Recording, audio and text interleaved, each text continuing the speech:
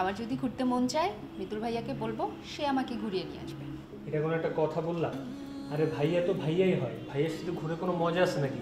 আর তোমার মিতুল ভাইয়া ও তো একটা পেইন, সারাদিন গার্লফ্রেন্ডের কাছ থেকে পেইন পাবে আর সেই পেইনগুলো সে আশেপাশে মানুষের কাছে ছড়াবে। গার্লফ্রেন্ড মানে? আপনি মিথ্যা কথা বলছেন।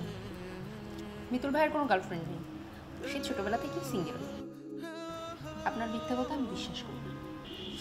এটা তুমি একটা কথা বললা?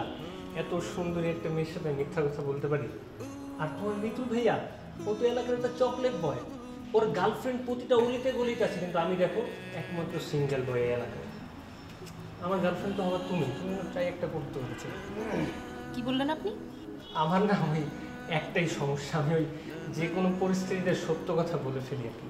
যেমন এই যে এইটাও কিন্তু এক ধরনের সত্য কথা, তোমার আমার হেভি পছন্দ। I love you.